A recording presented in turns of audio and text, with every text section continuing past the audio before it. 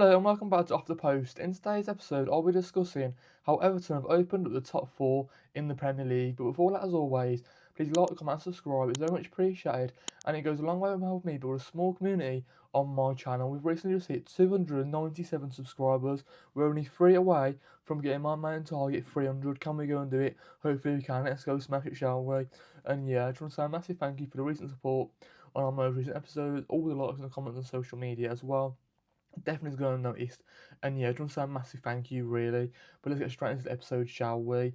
Now, Everton beat Chelsea 3-0 at the weekend on Saturday evening. And for me, this game was an absolute madness of a spectacle, if you like. You know, Beto absolutely running riot on the whole Chelsea defence, scoring 2 goals and getting an assist as well. Honestly, some of the stuff I was seeing from Beto, he was absolutely amazing. He kept himself busy from pretty much minute one, okay? There was an early chance where he sort of, did a nice little, he put pressure onto the goalkeeper, Robert Sanchez, okay? He pretty much tackled him, but then obviously Robert Sanchez did very, very good to recover, got his leg to the ball very, very quickly and just parried the ball away. But if Beto got that touch correctly, he could have easily scored in the first, 5-10 minutes of the game. So from that minute one, if you like, from that moment on, it was looking like Everton were gaining momentum to push forward and potentially score some goals.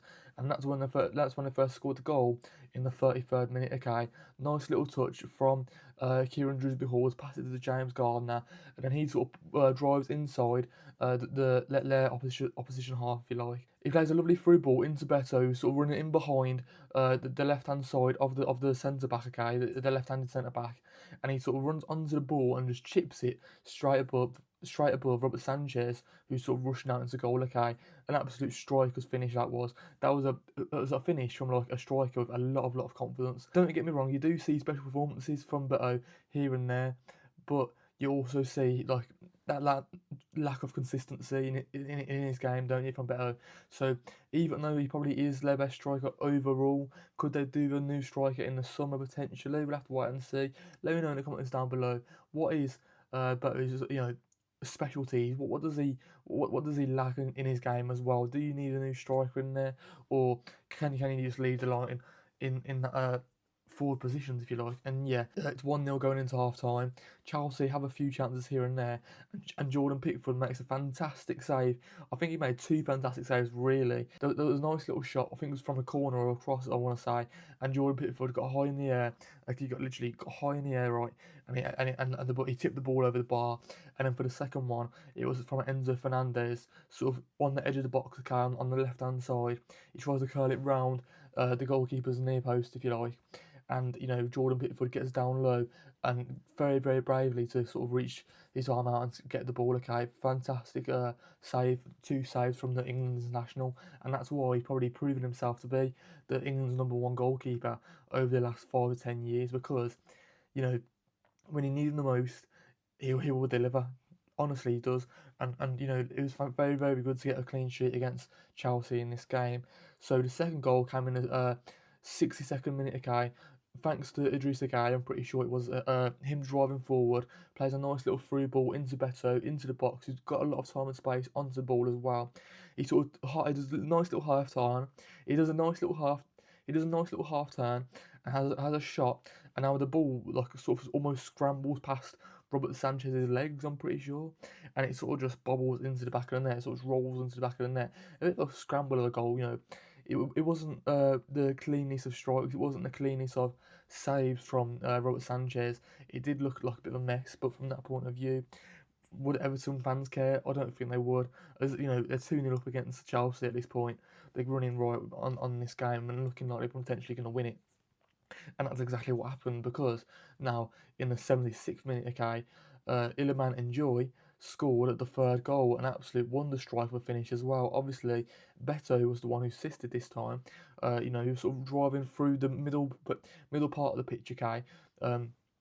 After a little free ball from one of their players and whatnot. Again, he takes 1 or 2 touches, lays it off to Iliman Ndiaye, and then he's on the left hand side, but he cuts in on his right foot and just smashed it into the top right hand side corner. Okay, absolutely fantastic from him. And again, the Spanish goalkeeper Robert Sanchez couldn't do anything about it in this game.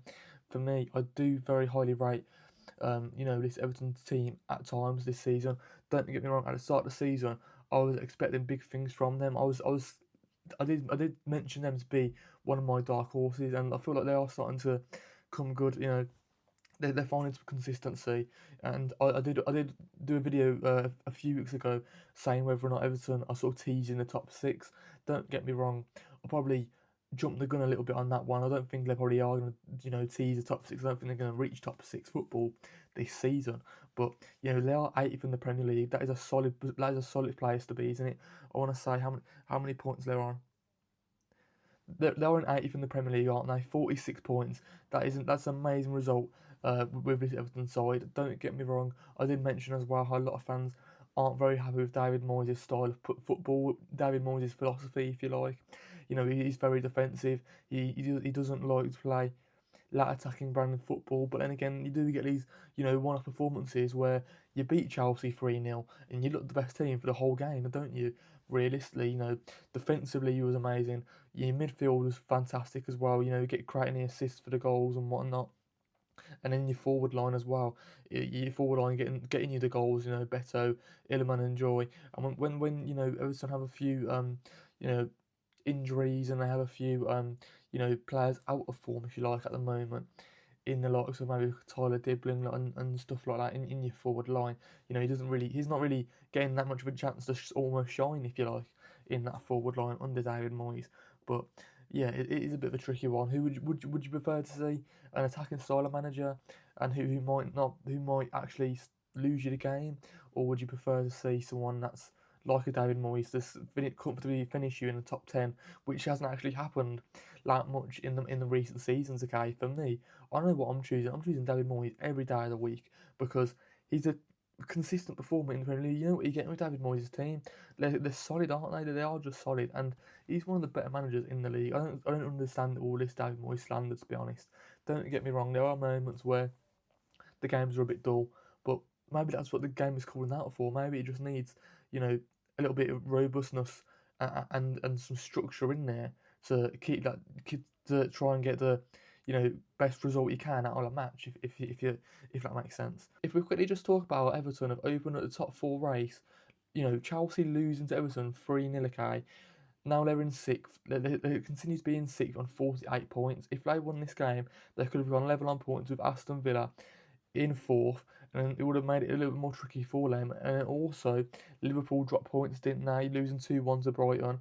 They're obviously on 49 points, so they're 2 points behind Aston Villa. And also, Manchester United dropped points. They only got a draw against Bournemouth, didn't they, on Friday. So from that point of view, if we quickly just look at Aston Villa's game on Sunday against West Ham, obviously time of recording, that result will have already happened, that match will already happened. So we already know if Everton have sort of we already know if Everton have sort of done Aston Villa a favour, but it's pretty much now in Aston Villa's hands to potentially get 3 points against West Ham to sort of get a mini lead in there,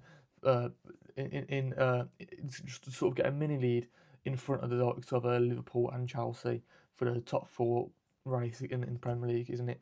So yeah, before that as well, so yeah, let's end the video with some questions, okay? How do you feel Everton have done to sort of give them the boost?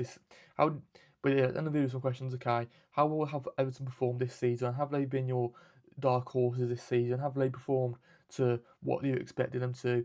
Can they finish in the top six? Where will Everton most likely finish this season? How good is Beto?